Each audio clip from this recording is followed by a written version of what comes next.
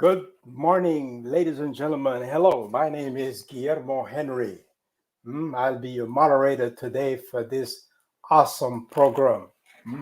To everyone under the sound of my voice, everyone, welcome to this Health Ministries presentation. Just as a note, share your page, whatever you can share electronically with everybody. Today is a fantastic day. We have a full flight, ladies and gentlemen, and we start off with turbulence. The second paragraph of the Declaration of Independence of the United States state, we hold these truths to be self-evident that all men were created equal, that they are endowed by their Creator with certain and inalienable rights. That means those rights cannot be given away, taken away, surrendered, or murdered away. Back to the quote, that among these are life, liberty, and the pursuit of happiness. That's what the Declaration said. Black life does matter. Full stop. The title of today's presentation is Love Your Eyes, which is the second installment of the three-part series that I talked to you about last month, entitled Lifestyle Approach to Wellness, designed to assist in the establishment of our health baseline. Remember, we talked about that. The first one was the physical. Bertha Tutt, registered nurse, did a fantastic job setting it up for us, telling us when and how we need to get our physical, whether it's yearly, 6 months, however your doctor determined. Today, caring for your eyes, the second installment, and then the third installment will be next month on the 19th, dental examination by Dr. Woodson. But today, the task at hand is Dr. Jason. I'll introduce him in a minute. Dr.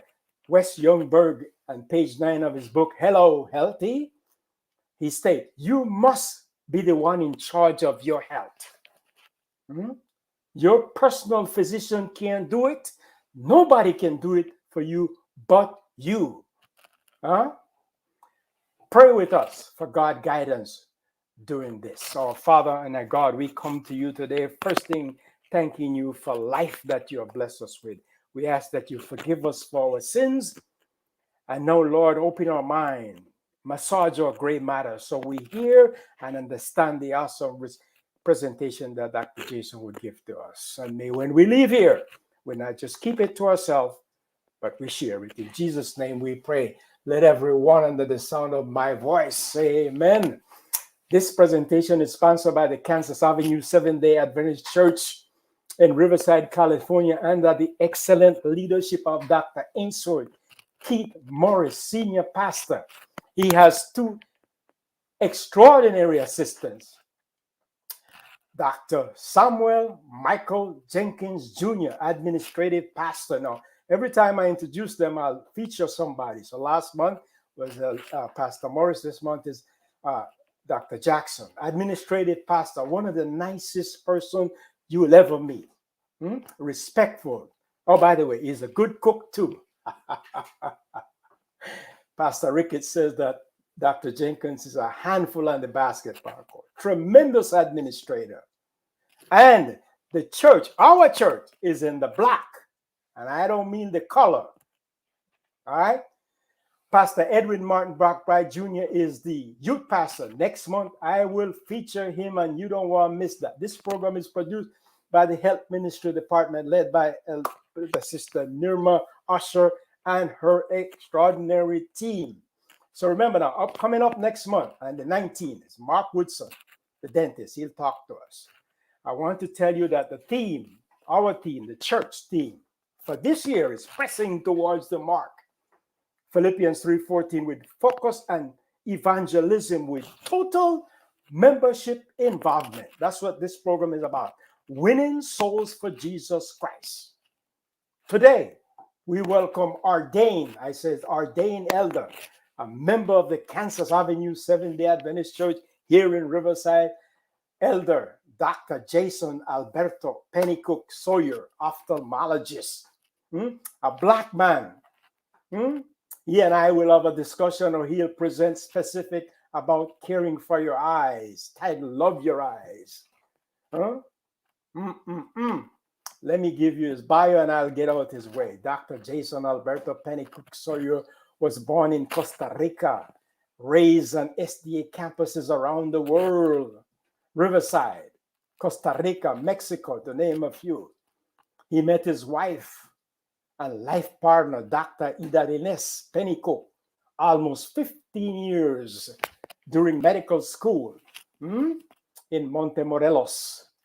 And they share two loving, kind, amazing children. Jason, who is 9, Jaden, who is 7. Dr. Pennicook is a board-certified ophthalmologist and glaucoma specialist with interest in eye surgical skills, teaching, and public health. Did you hear what I'm talking about, ladies and gentlemen? He's passionate about eliminating unavoidable blindness and improving training through research and education. I met him when he was a toddler. Bertha and I met him and his family. His mother met Bertha, gave her money to go to school. She went to Loma Linda people and says, this lady sent me here. They accepted her, accepted their money, and the rest is history.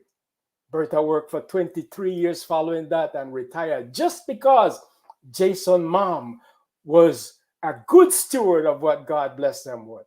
And her husband, Eustace Pennicook Sr., he has a brother, Eustace Pennicook Jr. He's the dean of some school in Africa. And his sister, she was the dean of a school of public health here. So all of them were studying while their parents were studying. All of them are MDs and doctors. And today we have the privilege of welcoming. So he'll do the presentation for about 30, 35 minutes. We come back and answer your question. We have a ton load of questions. Right now, we're looking at about 20 questions. Doc, it's so nice to see you.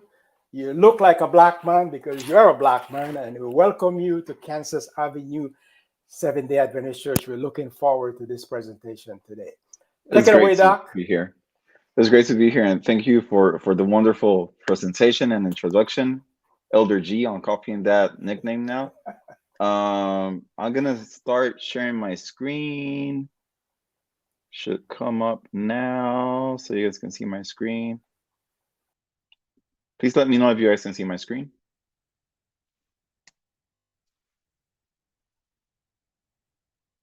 Hello? Yes, we can see. Okay, fantastic. Just give me a second now. Okay, so thank you for having me. It's good to be home. Just like Elder Guillermo said, Kansas Avenue is my home church. I'm still in the books there, and anytime that I get an invitation to be registered at a different church, I say thank you, but no thank you. I already have my home church, and that's in Riverside, back in Kansas, back at Kansas Avenue. And I want to thank not only Elder G, but also Dr. Morris for allowing that to happen, to bear with me, even though I'm not always there. So today we're going to talk about how to love your eyes. And to give you a little bit of context, World Sight Day is held on the second Thursday of October every single year. And during this presentation, I'm going to use a lot of the materials that was prepared from the International Agency for Prevention of Blindness for that date, just as a background. And we're going to also see some information on a few things. So let me see. These are the topics for the day. How does the eye work? What are the main causes of visual loss? How do we love our eyes? And then we're going to have a quick question and answer session. Okay, so if we're ready, let's start with how does the eye work? And this is one of my favorite topics. I don't know how many of you remember these. This is a Panasonic camcorder, and it has a lot of interesting parts. Obviously, you have the lens in the front. There's also some lenses in the inside of the machine. And in order for you to record anything, you needed a VHS tape that went there. And you're not going anywhere if you don't have a cable to plug it in to make sure that the information is there. So the first thing that I want to tell you guys today is that our eye works just like a camera. Um, in fact, the best camera that has ever been designed is our eye. It keeps different planes in focus. It has an excellent, even though it's designed for us to see to the infinite, to distances that are very far away, it can focus on anything that is very close to us and have all the details that we need to see. I like to think about it this way: when God created the body, and He thought about the brain, He put there 13 special nerves that connect our body to the rest to the our body to the brain. These are the 13 main nerves, and out of those, more than half deal with the eye, and that's because God thought that it was important. So just like a camera, our eye has a lens, it has an aperture, it has what you might call a diaphragm, which would be the iris, it has a film, and unlike a normal photographic camera, it does send a signal through a cable to the brain. And that's why I have this old school picture of a camera. These cameras, in order for them to record any images, they needed to be connected by a cable. So when we look specifically at what the parts of our eye are, we're going to see that our eye has different lenses. So the part in front of the eye, the very top of your eye, is called the cornea, and that's the lens that has the most power in our eye. Then we have a space that is called anterior chamber. You have a part of the eye that is a muscle that is colored, and that tissue is called the iris. It opens up a pupil, which is the way where the light goes through. Behind the pupil, you have what we call the lens. And the lens is a special lens that we're all born with. That's a clear lens. And then behind the lens, we also have a space that is called the vitreous cavity that contains a gel. And that vitreous cavity goes all the way to the back where we have the retina. The retina receives a signal from the light, and that signal travels through special nerves, through special cells in the retina, all the way to the brain. And that's how our eye works. So basically, the light comes in from from the front, it goes into the back, reflects on the retina, there it's transformed into an electrical signal, and it travels through the optic nerve to our brain. That's how our eye works. So our next question is, what are the main causes of visual loss? And I want to go quickly through all of these, but Guillermo, you can interrupt if anything is not clear, because I want to spend a little bit more time with our questions and answers. So here we go. First, we're going to talk about a couple of things that can, alter our vision. Normally, our eye can focus the light that comes in precisely at the retina.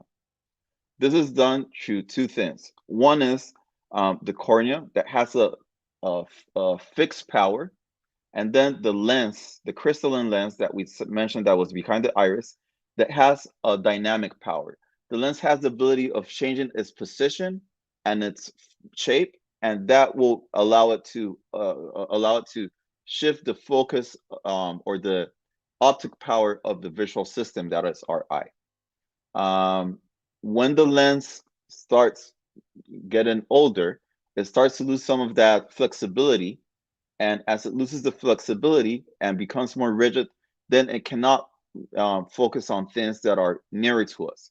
So after some time, most people, not to say everyone, will experience something that is called presbyopia. That is when our eye loses the ability to focus on things that are near. Now, a common problem is something that is called myopia. In myopia, the system is too strong. And what do we do about the system that is too strong? We add prescription lenses. Prescription lenses will reduce the power of that lens system, of that visual system, and will allow light to once again be projected directly or precisely to the cornea. And that's how our vision is restored. Another common problem is something that is called astigmatism. Now, astigmatism is a little bit different from, sorry about that. Astigmatism is a little bit different from myopia and that the problem is not in the system of the lens and the cornea, but in the shape of the cornea. So instead of having a normally shaped cornea that's like a soccer ball or like a basketball, we have an astigmatic cornea that looks like a football or like a neck. What that does is that it creates confusion. The rays are no longer projected to the same exact focus point, and because they go to different parts of the eye, we start to see blurry, and we'll see blurry both from far and from near. What do we do to correct this? Once again we use prescription lenses that will balance what the visual axis is and whatever we need for us to see clearly. So around the world, uncorrected refractive error is the largest cause of vision loss. And by refractive error, I mean myopia, presbyopia, astigmatism, and hyperopia. Those are the names that we have for people that are nearsighted, farsighted, that can no longer focus on things that are closer to them, or that have astigmatism. That's the football shaped cornea. And these 671 million people around the world, if all they need to get their eyes improve or to improve their vision, sorry, is to have a eye check where we would prescribe a pair of glasses that is fit to each person, to each eye actually, and that will solve the problem. So you'll see as we go along that most of the problems in our eye can be solved with a simple refraction or a simple eye check. Then, as I mentioned, our lens, the lens, crystalline lens that is inside of the eye, grows older. And as it grows older, two things happen. One was that it gets rigid. It can no longer bend or change the shape as easily, and that causes presbyopia. Then another issue with the eye or with the lens is that it develops something that is called a cataract. A cataract is a clouding of the crystalline lens. In this case, instead of having a lens that cannot move to balance what the vision needs to be, you have a clouding of the lens that will diffract light. And what that does is that instead of the light being focused on one point, the light goes all over the place. And when that happens, your brain interprets that image as a blurry image. The other issue with this is that once the cataract goes dark enough, once the lens gets cloudy enough, no light will pass. And if no light goes through the pupil or through the lens, then we can have no vision. And that blocking of the light can only be fixed through surgery. The surgery is a simple procedure. In most cases, it will last no more than 20-25 minutes.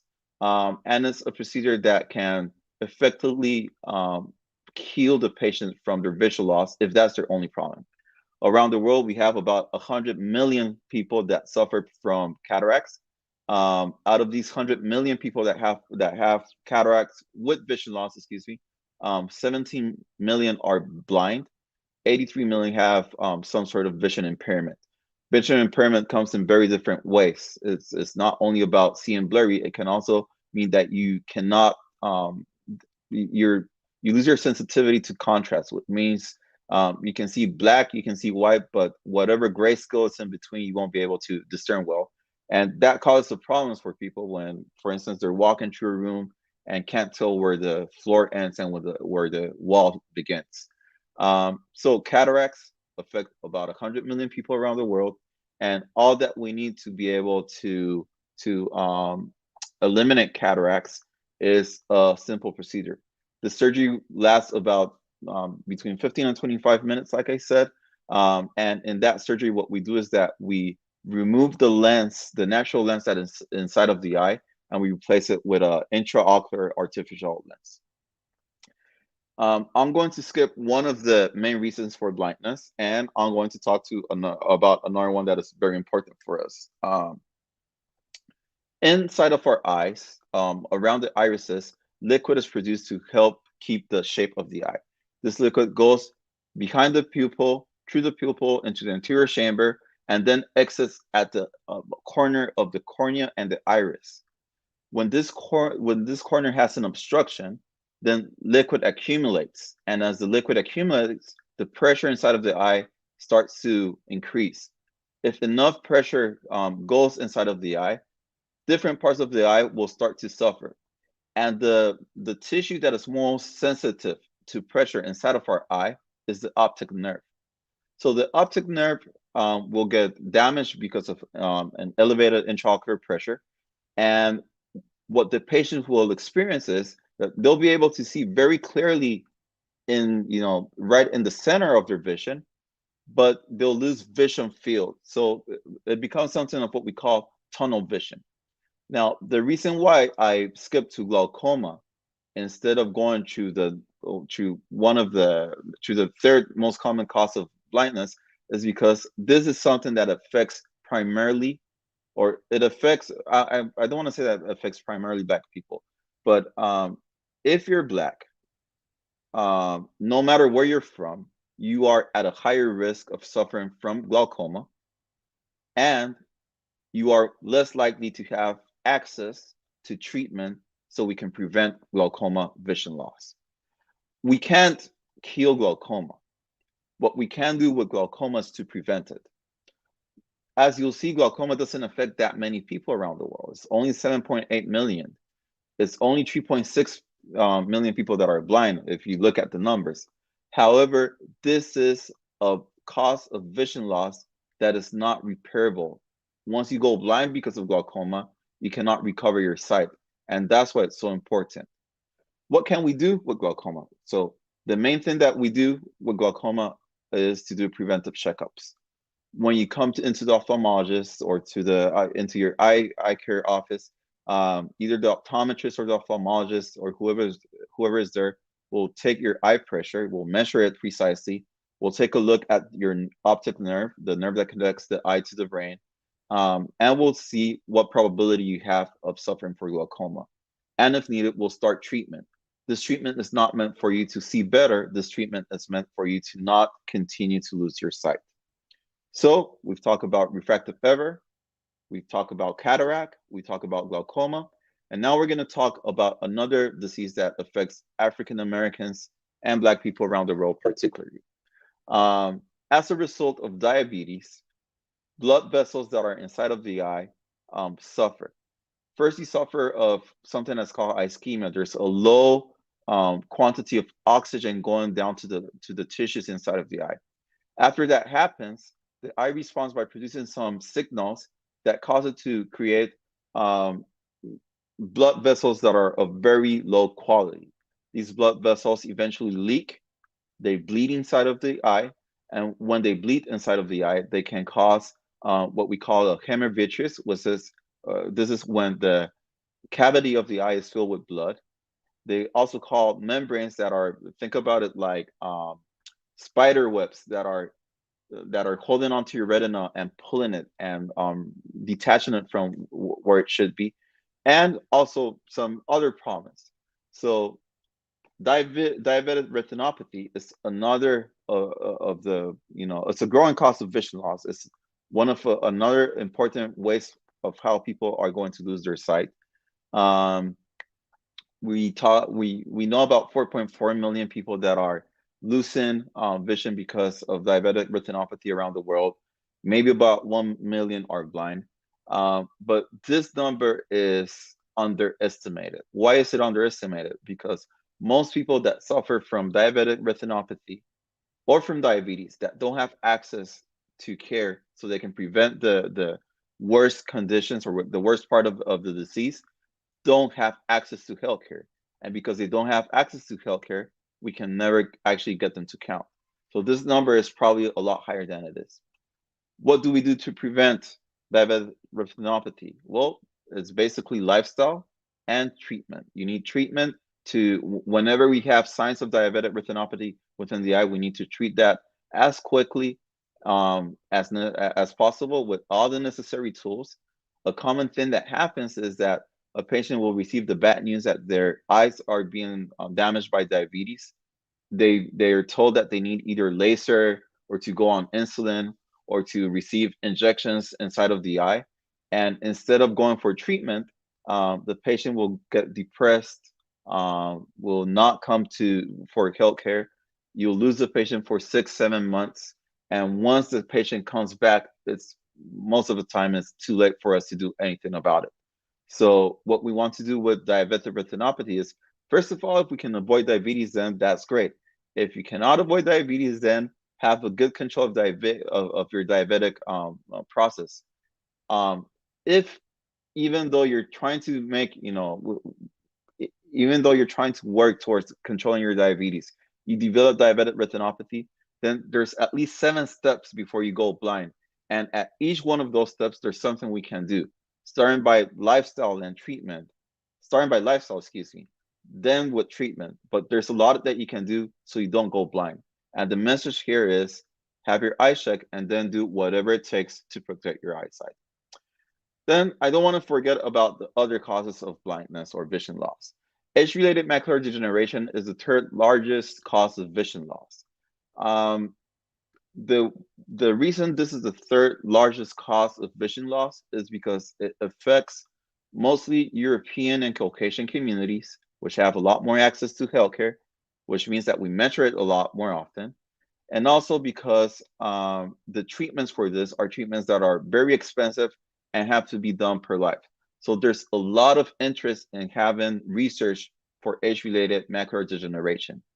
The good news for most African Americans is that because of the way our eyes are built and because of what is actually happening as a cause of the age-related macular degeneration, where's the problem with the pigment in the eye, is very difficult for Black people to suffer from AMD. It's not impossible, but it's a lot less likely.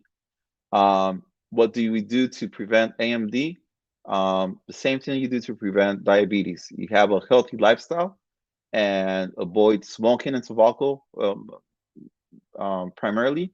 And then even though you can't do anything about your advance in age, those things will help you to delay the onset and the progression of this disease. 56 million people around the world have vision loss due to other causes that are just they're too small to actually take care in particular. Some of them that are, that might call our attention a little bit more are corneal opacities, macular degeneration due to myopia, other diseases that need research. These are diseases that where we can't do much to treat them or prevent them. What we can do is manage them and try to do population level interventions so we have less of these causes. So we cover how does the eye work, what the main causes for visual loss are, and now we're going to talk about how do we love our eyes. And if there's one thing I can say, if there's one message I want you guys to have, is you need to have a yearly checkup. Everybody needs to check their eyes yearly, especially after you're over the age of 40, until your ophthalmologist tells you otherwise. You need to have a yearly checkup. There's a question when I go to a clinic, am I being seen by an ophthalmic tech, by an optometrist, or an ophthalmologist? And the difference between these three is basically the amount of years that you put in to get to that level. So an ophthalmic tech usually has about 2 years of training after high school.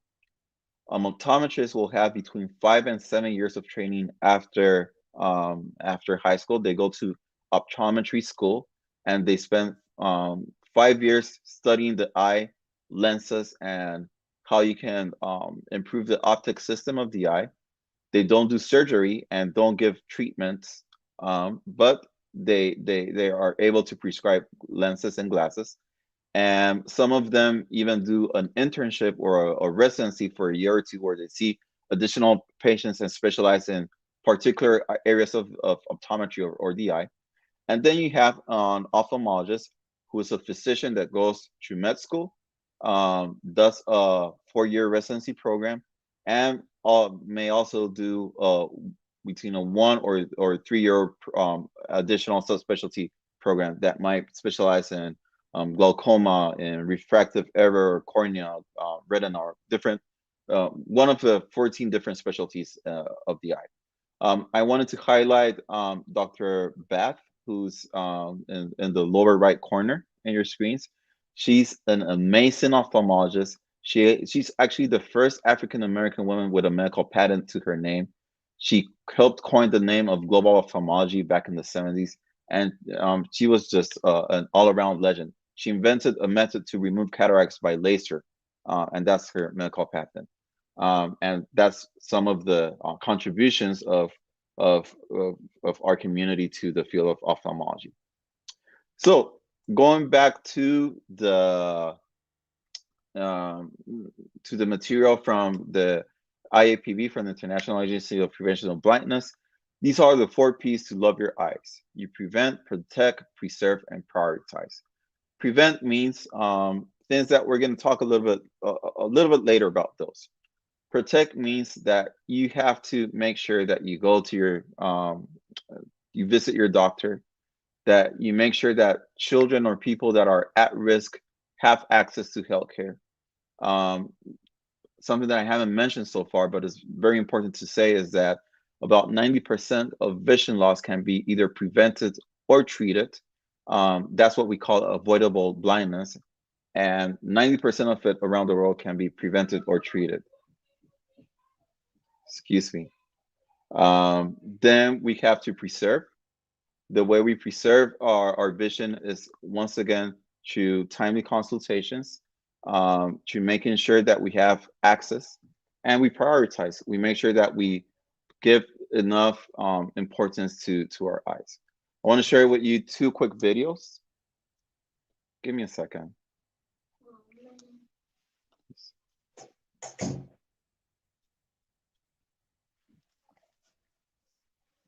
We understand that.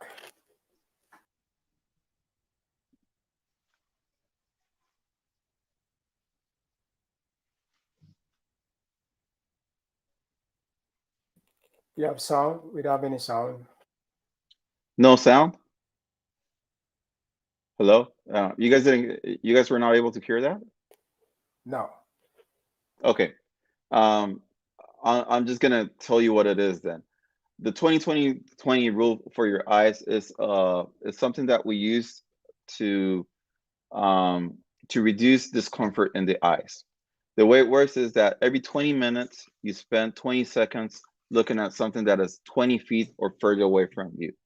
The way that this works is that it helps to relax your eyes, and as your eyes relax, it helps to protect you from dry eye and from many of the things that we'll usually see or think about as a problem of the use of screens. So the 20-20-20 rule is something that is important. I'm gonna skip this other video, and I'm just gonna tell you what it says, okay? So these are the top tips to take care of your eyes. You avoid UV light. To do this, you wear sunglasses. Your sunglasses should be worn with a UVA 400 filter. And this is something that's helpful for children, for young adults, teenagers, grown-ups, whoever it is, you're going to benefit from avoiding UV light. Sunglasses are good.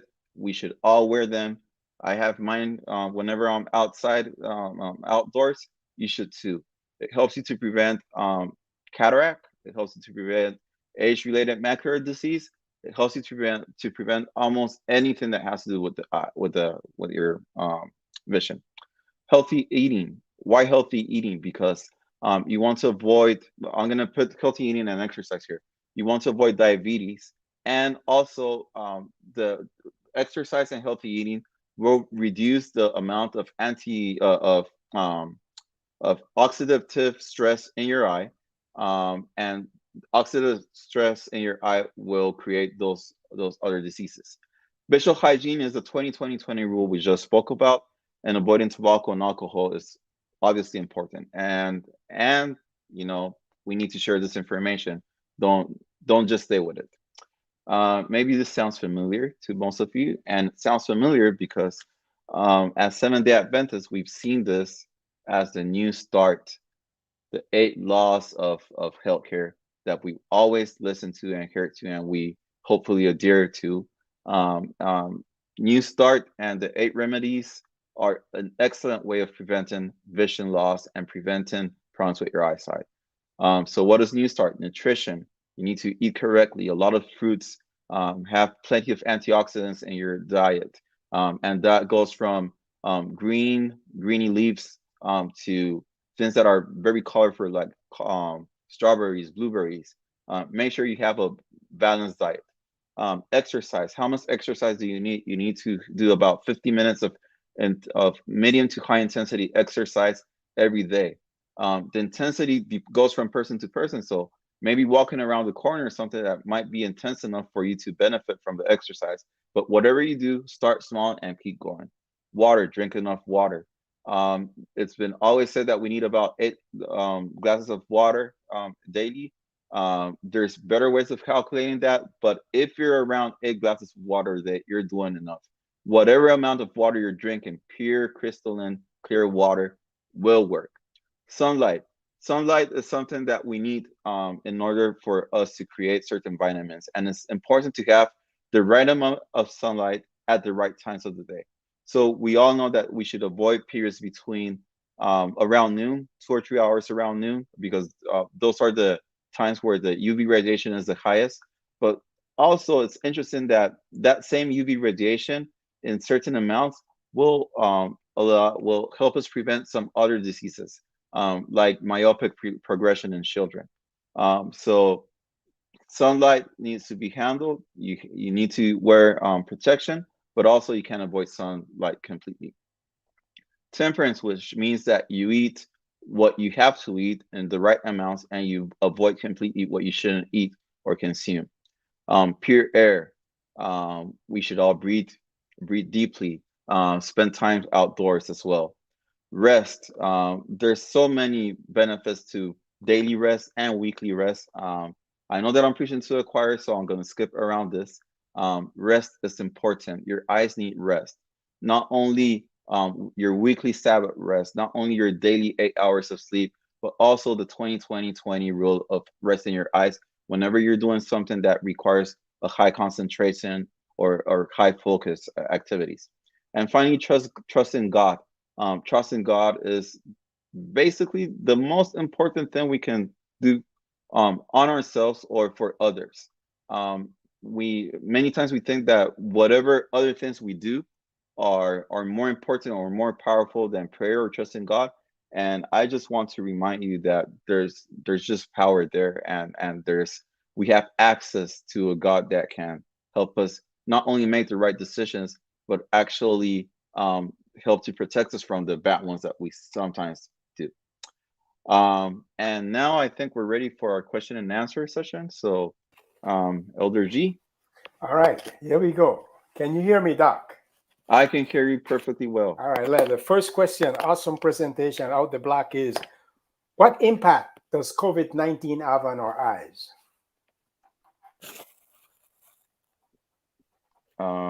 Stop screen sharing. Okay. So COVID-19 is when we first started seeing COVID-19, we thought that COVID would create a lot of issues and that we could actually isolate the virus in the tear film. There was a lot of confusion about it. What we know now is that it creates a low level of inflammation in the eye tissues. That low level of inflammation is not enough for people that actually have issues. Excuse me. If you have a healthy eye and you get COVID-19, COVID won't, the level of inflammation won't be enough for you to develop any problems. If you have certain types of diseases, specifically certain types of uveitis, and you get COVID-19, the increased amount of inflammation can actually create some damage to your eye. The most common problem with COVID-19 and our eyes has actually been patients that are in the ICU. When you go into the ICU and you're put on a respirator, you lose some of your blinking ability, or maybe when you're being put face down, there's some pressure that goes into your eyes, and then so patients that are in the ICU because of COVID-19 need to be they need special care taken of their eyes as well as the rest of their body. That usually goes unnoticed because you know, they're trying to keep you alive. But those are basically the things that happen. So summarizing, if you're generally healthy, then COVID-19 probably won't do anything to your eyes. If you suffer from certain types of inflammatory diseases, like uveitis, then the amount of inflammation that COVID-19 creates can create some problems for you, or the types of treatments that you get from COVID can affect what's going on in your eyes. And finally, if you're in the ICU or one of your loved ones is in the ICU, then they actually need to have special care of their eyes taken, so they won't be damaged because of dry eye, not because of COVID. All right, here we go. We're going to the chat, and we have K Rebuild. Question is, what is the reason why black are more likely to get glaucoma? Was that the question that you dealt with before that? Yeah, that's I kind of touched upon that when I was talking about glaucoma. So let's put it this way: the message out there is that Black people get more glaucoma than other people, and because glaucoma is something that you can't treat, then we can't do anything about it, right? However, the reality is that Black people get less health care, and that's why we find out about glaucoma when it's too late. And because we find out about glaucoma when it's too late, more Black people go blind because of glaucoma than other disease than any other groups. There's also you know, the people that went to get this research published. They went to the Caribbean on vacation, had a good you know, a good campaign, and saw many eyes that looked like they could be glaucoma. And then they went back home, came back 10 years later and said, oh, look, it's even worse now. That's not how research works, but that's how research got published. Okay. So we don't get as much healthcare, we get stigmatized, and that puts you at risk for non-action by medical personnel. And that's why it's important to get healthcare and to be on top of that, because they'll just say, oh, well, you know, they were going to get glaucoma anyways. And it's no. If I'm at risk, then I need treatment and options now. Got you. From Maria Torne, why is it that people say that after cataract surgery, they get pressure in the eye? Well, that's a fantastic question. So cataract surgery is done in a closed environment. Your eye is a closed environment. It's a closed chamber. So one of the final steps of glaucoma, of cataract surgery, excuse me, is to inject some liquid into the eye to form the eye again.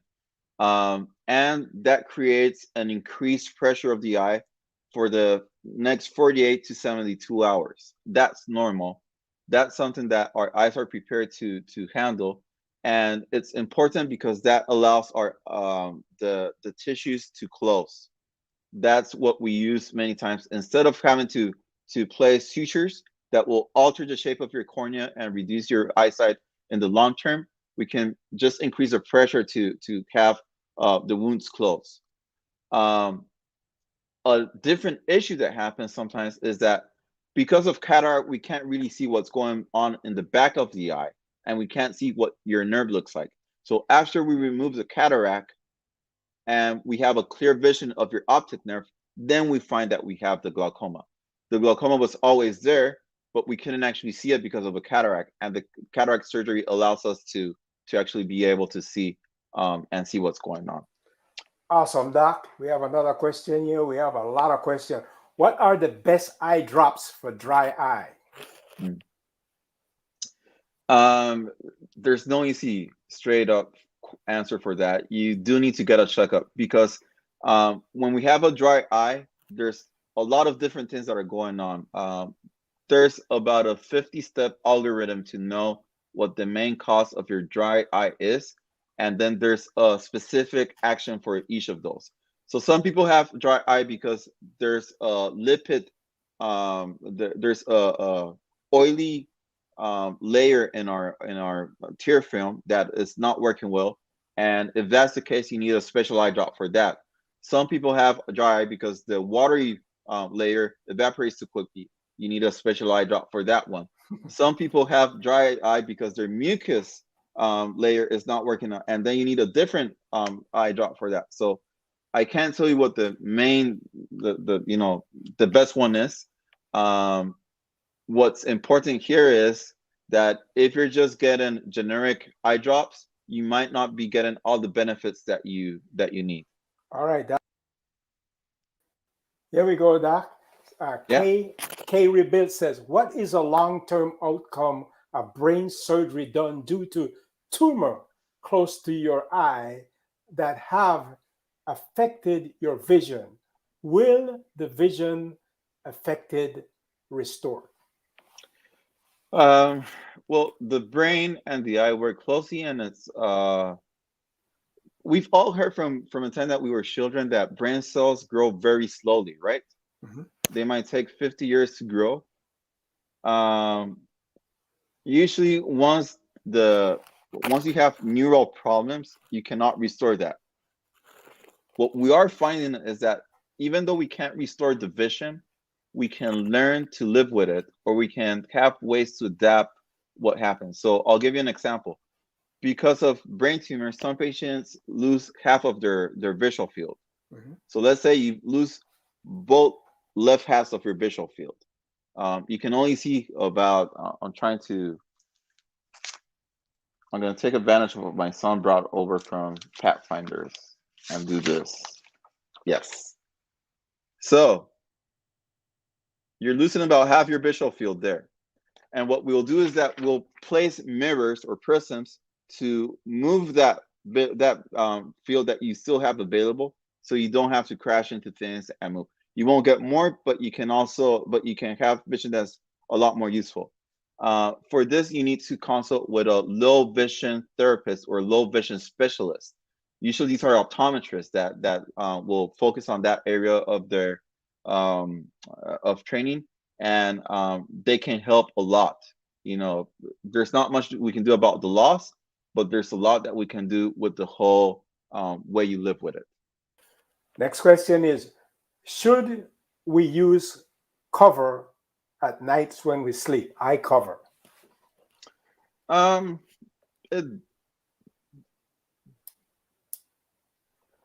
It doesn't matter. It won't affect your eyes. Some people will have a benefit from if you're very sensitive to light because of a sleep disorder, then this might help. But in terms of your eye health, it doesn't really matter that much, unless the eye covering has some pressure on your eye. If it's very tight, then that might be a problem. But as long as it's not tight, then no worries there. All right. Next question is person wrote in. Janet read about L-carnicine. Put that question up for me, right? Yes, eye drops for glaucoma. What are your feelings? I guess you addressed that already. Specialty, right? Yeah. So what I would say is, let me change that question a little bit. Glaucoma care is changing right now. It used to be that all we had was eye drops for many years, and the eye drops are very irritating and they don't give you more vision. So it's a very tricky disease to treat. But now we're treating into more interventional glaucoma, where we can find ways to treat your eyes using, for instance, lasers or some sorts of minimally invasive surgery that can allow you to have your treatment for 2, 3, 4, 5 years without actually having to use eye drops. Good. So, and this is something that is the field is changing over the last 2 or 3 years. So instead of thinking of alternative ways of treating glaucoma, I would suggest and encourage you to visit your glaucoma specialist again. If you haven't done it over the previous 2 years, maybe there's a way for you to get treatment without eye drops right now, and that will reduce costs and help you have a higher quality of life. Here we go. Jane F. What are the pros and cons for Lasik surgery? And she has another one. I read them. backward. Okay. So LASIK surgery is great if you're at the right age and if you're a good patient for it. The issue with LASIK surgery is that it has been commercialized as an aesthetic procedure, cosmetic procedure, which means not everybody needs it because you can always fix it with glasses, and I don't think that's right. Um, the equipment is so expensive that um, many places will feel pressure to upsell the surgery even to patients that don't might not quite need it. um, and there are some complications that if you look at them, if you look at the whole numbers, you'll see that the complications are not that common compared with something like, say, contact lenses, or they're not as costly of having prescription glasses every couple of years. So there are definitely some advantages to LASIK surgery. There's a lot of pros. The one thing I have to mention, and you need an ethical doctor taking care of your eyes. That's the one thing I'll say. So an ethical doctor is someone that will not only have the experience, but will know when to say, no, you don't need LASIK surgery. Oh, no, you can't have LASIK surgery. Um, that's that's the main message here. Um, Make sure that you have an ethical doctor for your LASIK surgery. Outside of that, it's great. All right, Doc, here we go. Jane F. What about eye vitamins? Do they help with night vision or halos? Have a healthy diet. Okay, I got it. Have a healthy diet. Eye vitamins are a pharmacy hoax. All right, I'll take that. The next one, the next one we have is K Rebuild. Thanks so much, I guess, to both of you for taking the time. All right, here we go. Thanks again. And then right below that, T Burke. What if a person do not want to get surgery for cataract? What natural remedies are good? Okay, so let me say this way. Cataracts are a natural way in which our eyes grow old. If we live long enough, we're all going to suffer from cataracts at one point or another.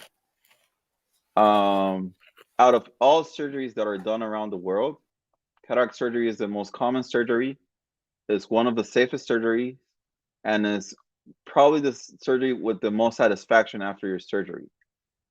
So I really want to help people not fear cataract surgery. It's probably the best medical procedure that exists right now, and I'm not saying that because I'm an ophthalmologist. It just is. Um, Unfortunately, there's no way of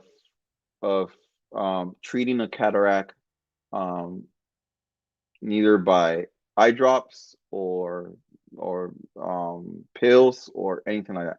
If there was, and whenever that comes up, there's some in research, that's just going to um, basically destroy a $10 billion industry just in the US. We're all waiting for that to happen eventually, but we're not at that point yet. Um, if you have a cataract and you don't get it, and you let it continue to grow, eventually the cataract will get so big and so hard that the surgery to remove it will go from a 15 to 20-minute procedure to an hour procedure that is a lot uh, uh, more likely to get complicated, and that will probably won't have as good results as the first surgery would have been. Um, if you don't have surgery even after that point, then the cataract can grow so big that it can block the exit pathway for the liquid inside of your eye, and produce certain types of glaucoma, besides blindness. So I'm saying all this because the main cause of blindness around the world today is still cataract. And it's a 15 to 20-minute procedure that can remove that.